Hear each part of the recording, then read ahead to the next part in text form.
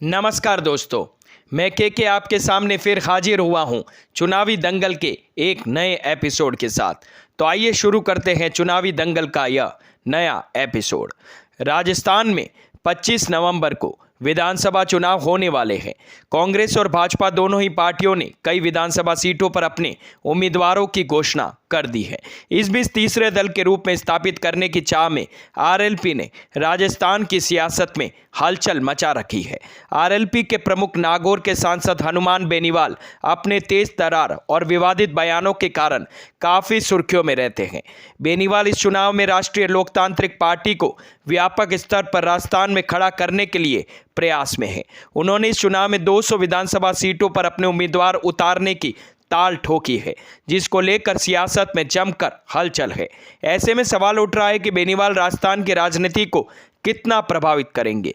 बेनीवाल का आने वाले चुनाव को कितना वर्चस्व देखने को मिलेगा। क्या वाकई में बेनीवाल अपने आरएलपी पार्टी को तीसरे मोर्चे के रूप में स्थापित कर पाएंगे? तो आइए जानते हैं, इसे समझने की कोशिश भी करते हैं। सांसद बेनीवाल काफी समय से कांग्रेस और भाजपा दोनों दलों को जमकर आड़े हाथों लेते आए हैं। अपनी चुनावी सभा में उन्होंने गहलोत और वसुंधरा की मिलीभगत को लेकर बड़े आरोप लगाए थे। बेनीवाल इस बार अपनी पार्टी से राजस्थान की सभी सीटों से उम्मीदवारों को उतारने का विजन लेकर चल रहे हैं। इस कारण बेनीवाल ने अपनी पार्टी को राजस्थान में तीसरे मोर्चे का विकल्प बताया है।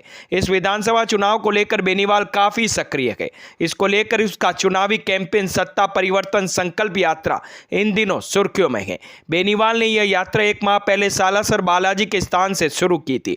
बेनीवाल की इस यात्रा में सियासत में हलचल मच गई है। यह यात्रा करीब 1 दर्जन जिलों में अपना कैंपेन कर चुकी है। सांसद बेनीवाल ने अपनी चुनावी सभा में बीजेपी और कांग्रेस दोनों ही दलों के शासनकाल के भ्रष्टाचारों के मामलों को लेकर जमकर हमले किए। उनका कहना है कि आरएलपी राजस्थान में दोनों ही दलों का तीसरा विकल्प मजबूती से उभर रहा है। उसको लेकर बेनीवाल ने कहा कि विधानसभा चुनाव में उनकी पार्टी राजस्थान की सभी 200 विधानसभा सीटों पर अपने उम्मीदवार उतारेगी। बेनीवाल की इस परिवर्तन यात्रा से राजस्थान की सियासत में हलचल मच गई है। अब आइए जानते हैं कुछ और पहलुओं के बारे में।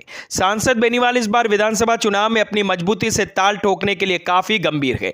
1 माह पहले रवाना हुई उनकी परिवर्तन यात्रा राजस्थान के दौसा, सीकर, चूरू, डिडवाना, कुचामन, नागौर, पाली, जयपुर, सुजानगढ़ और मकराना समेत क्षेत्रों में अपना कैंपेन कर चुकी है, जहां बेनीवाल की सभा में लोगों का काफी उत्साह देखने को मिल रहा है।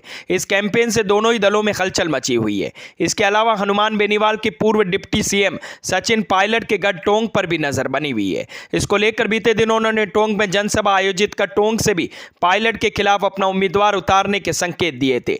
आगामी विधानसभा चुनाव को लेकर सियासत में सांसद बेनीवाल जमकर चर्चा में है। सांसद बेनीवाल ने इस बार राजस्थान की 200 विधानसभा सीटों से आरएलपी के उम्मीदवारों को उतारने का मन बना लिया है। उन्होंने कहा, राजस्थान की जनता बीजेपी और कांग्रेस दोनों ही दलों से उभर चुकी है।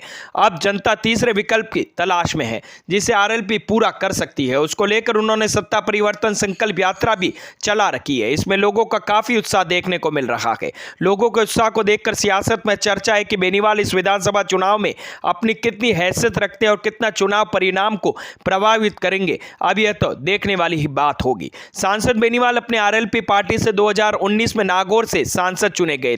इस दौरान उन्होंने भाजपा के साथ गठबंधन में साथ निभाया, लेकिन किसानों के आंदोलन के दौरान उन्होंने बीजेपी से अपना गठबंधन तोड़ लिया। दोस्तों, ये तो वक्त ही बताएगा कि आरएलपी कांग्रेस और बीजेपी को पटकनी दे पाती है या नहीं। हनुमान बेनीवाल कितने असरदार साबित होते हैं। तो दोस्तों, अब आज्ञा चाहूँगा, अगले एपिसोड में हम चुनावी दंगल में फिर से कोई एक नया एपिसोड आपके सामने पेश करेंगे। तो धन्यवाद दोस्तों। अगर मेरा ये चैनल के सब जानता है आपको पसंद आता है तो प्लीज़ इसे सब्सक्राइब करना ना भूले, और हाँ, लाइक, शेयर और कमेंट करना भी ना भूले। धन्यवाद।